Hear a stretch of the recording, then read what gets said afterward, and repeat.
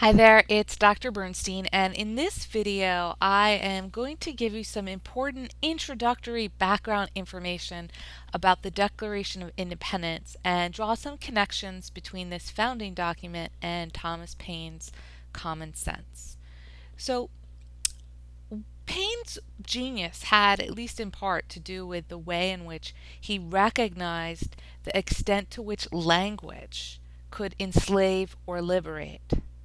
And his pamphlet, Common Sense, was like a manual that was designed to agitate readers' minds and guide them through the process of rethinking the colony's relationship to Britain.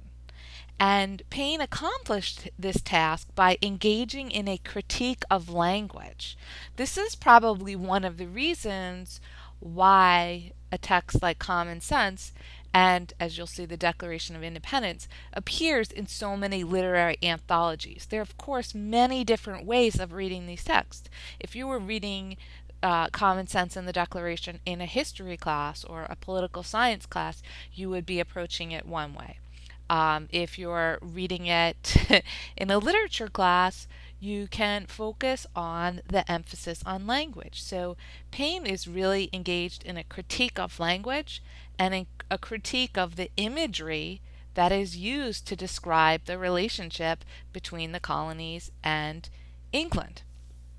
So what Paine did was call attention to how England's abuse of power was in part due to its abuse of language in its claims to be the parent of the colonies.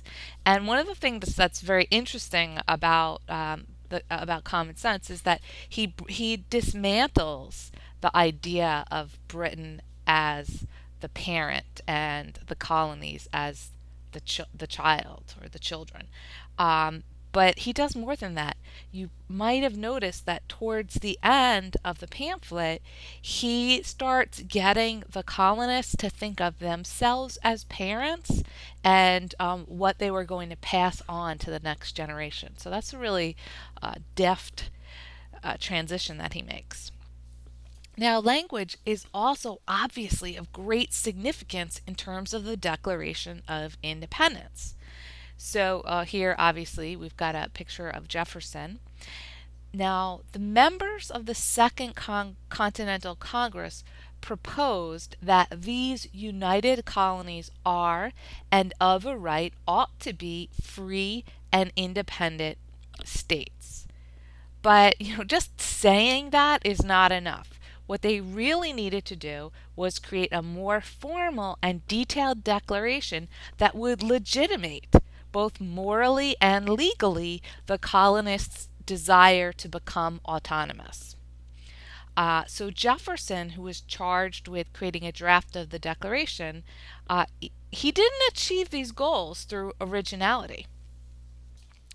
Instead, as he once said, his goal was not to find out new principles or new arguments that were never before thought of, not merely to say things which had never been said before, but to place before mankind the common sense of the subject in terms so plain and firm as to command their assent, neither aiming at originality of principle or sentiment, nor yet copied from any particular and previous writing.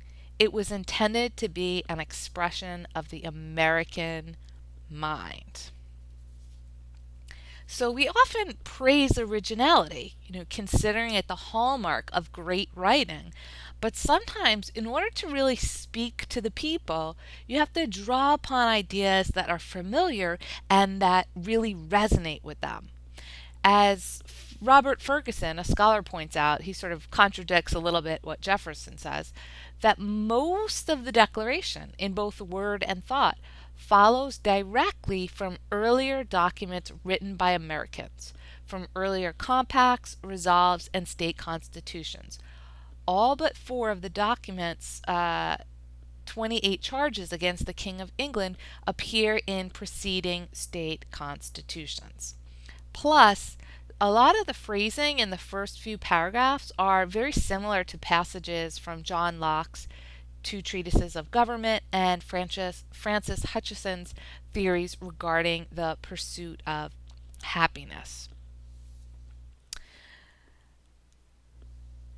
So, what then makes the Declaration unique, right? It has to do with expression, with how these ideas are expressed.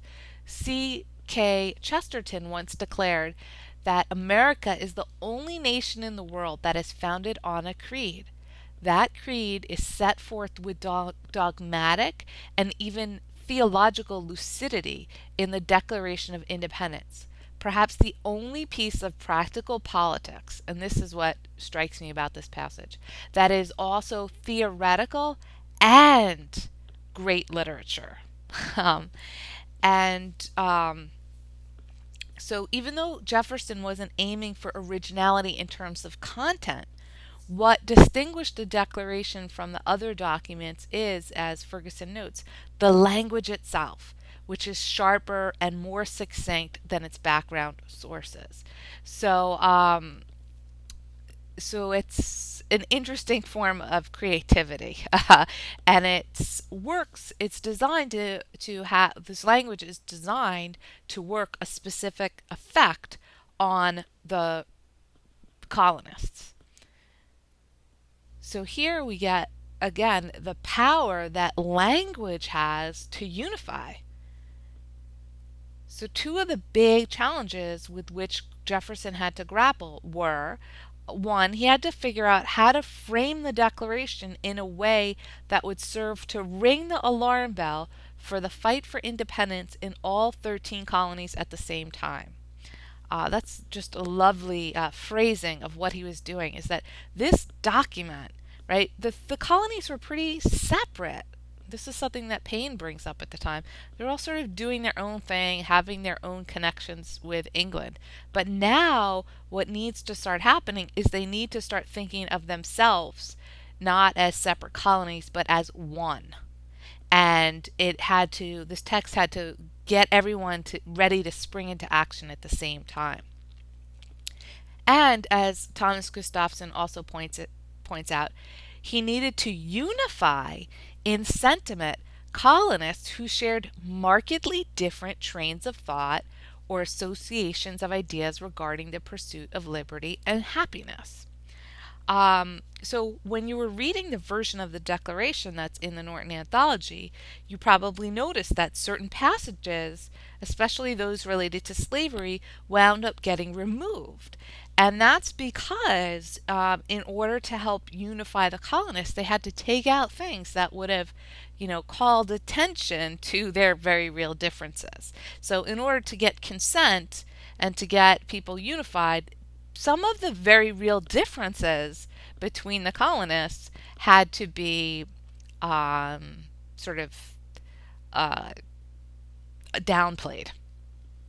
So that's interesting how language can be used to create unification, and sometimes the way to unify is by leaving out certain things. And also, this is something that you should think about as you're reading or rereading the Declaration of Independence, and that is, as one scholar points out, Jefferson designed the language of the Declaration to make it seem as though he were describing a single people desirous of overthrow. So you could think more about how he makes it seem like they're all of one mind, right? The American mind, as he said, and how he puts, in John Winthrop's The City on a Hill, in John Winthrop's Model of Christian Charity, he really emphasizing the Massachusetts Bay Colony as unique and different and special. But what we're getting here at the very beginning of the Declaration is the colonist situation within a universal sense of human rights. So rather than being the particular, he places it within the universal frame. So that's all that I'm going to say now for these introductory remarks. And if you have any questions, feel free to get in touch. Thanks.